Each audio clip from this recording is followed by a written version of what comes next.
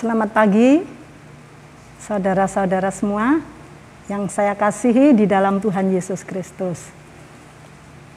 Tak terasa kita sudah berada di bulan yang terakhir dari tahun 2021, bulan Desember.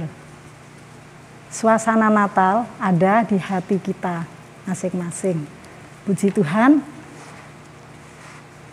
saya memberikan judul renungan pada pagi hari ini, arti Natal bagi anak-anak Tuhan. Saya ingin membacakan beberapa ayat. Yang pertama di dalam Lukas pasal 2, ayat 8 sampai 11. Ini agak panjang, saya baca dengan sedikit agak cepat. Di daerah itu ada gembala-gembala yang tinggal di padang, menjaga kawanan ternak mereka pada waktu malam. Tiba-tiba berdirilah seorang malaikat Tuhan di dekat mereka, dan kemuliaan Tuhan bersinar meliputi mereka, dan mereka sangat ketakutan. Lalu kata malaikat itu kepada mereka, "Jangan takut, sebab sesungguhnya aku memberitakan kepadamu kesukaan besar untuk seluruh bangsa. Hari ini telah lahir bagimu Juru Selamat, yaitu Kristus Tuhan di kota Daud." Saya lompat ke Lukas pasal 2 ayat 40.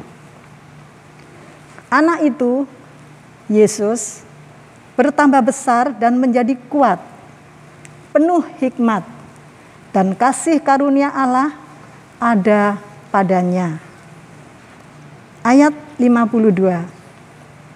Dan Yesus makin bertambah besar dan bertambah hikmatnya dan besarnya, dan makin dikasihi oleh Allah dan manusia.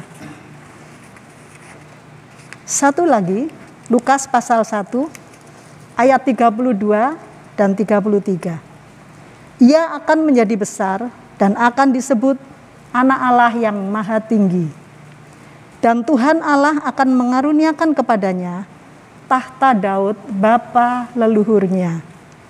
Dan ia akan menjadi raja atas kaum keturunan Yakub sampai selama-lamanya, dan kerajaannya tidak akan berkesudahan. Amin. Puji Tuhan. Renungan Natal pada pagi ini sangat memberkati saya. Ada 3 hal yang saya terima melalui pembacaan ayat-ayat di dalam firman Tuhan pada pagi hari ini. Yang pertama, Natal adalah kabar kesukaan besar untuk seluruh bangsa, karena telah lahir Juru Selamat bagi seluruh bangsa, yaitu Kristus Tuhan di kota Daud.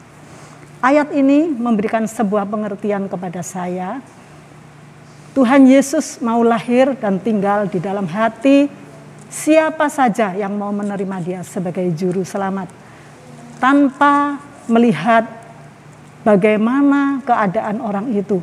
Asal kita membuka hati, kita menerima Tuhan Yesus menjadi Juru Selamat dalam kehidupan kita secara pribadi, maka itu adalah kesukaan besar yang kita terima dari tempat yang maha tinggi. Puji Tuhan. Seorang bayi yang baru dilahirkan, dia tidak akan terus menjadi bayi. Bayi itu harus mengalami pertumbuhan dari hari ke sehari, pasti menjadi bertambah besar.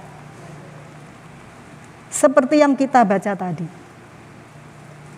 Yesus bertambah besar dan menjadi kuat, penuh hikmat, dan kasih karunia Allah ada padanya.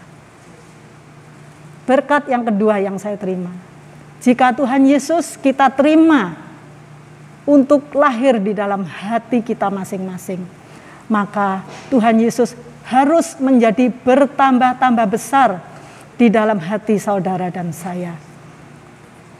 Bertambah-tambah hikmatnya, bertambah-tambah kasihnya, bertambah-tambah kekuatannya di dalam hati kita masing-masing. kita ingat akan pengakuan dari Yohanes Pembaptis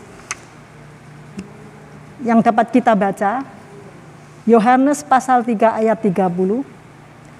Ia harus makin besar, tetapi aku harus makin kecil.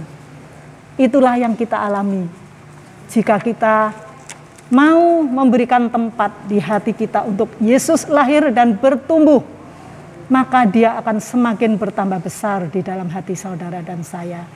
Dan seperti yang dikatakan oleh Yohanes Pembaptis, akunya kita menjadi semakin mengecil. Karena keakuan kita penuh dengan kelemahan-kelemahan, banyak kesalahan-kesalahan, banyak hal-hal yang tak berkenan di hadapannya. Dia harus bertambah besar di dalam kita, dan kita harus semakin menjadi kecil dan tidak berarti. Puji Tuhan. Yang ketiga yang saya terima, yaitu Yesus yang menjadi semakin besar dan disebut sebagai anak Allah yang maha tinggi.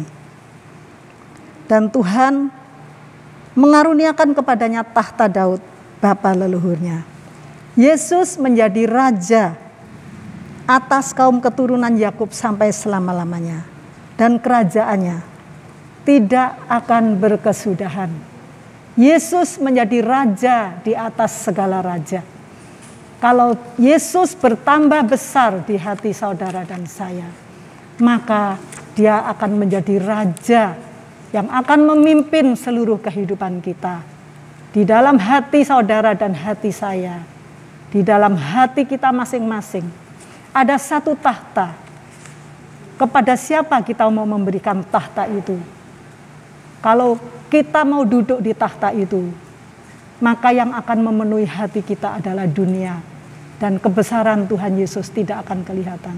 Tetapi kalau kita mau memberikan tahta yang ada di hati kita ini, untuk Tuhan Yesus duduk bersinggasana di hati kita sebagai raja di atas segala raja, Dialah yang akan memerintah saudara dan saya. Dialah yang akan menuntun kita pada kebenarannya. Dialah yang akan memberikan kekuatannya kepada kita. Dialah yang akan menjadi bertambah besar, dan aku kita menjadi semakin berkurang. Kalau kita mau belajar melakukan semua itu membutuhkan waktu, membutuhkan proses. Seperti seorang bayi, kalau dia mau bertumbuh menjadi besar, maka itu membutuhkan waktu, proses dari sehari ke sehari dijalani. Demikian dengan kehidupan kerohanian saudara dan saya. Mungkin pengenalan kita kepada Tuhan Yesus hanya sebatas Yesus lahir sebagai bayi. Mari tetap ada kerinduan di hati saudara dan saya. Biarkan Dia bertumbuh di hati kita. Biarkan firman-Nya menjadi makanan rohani bagi saudara dan saya.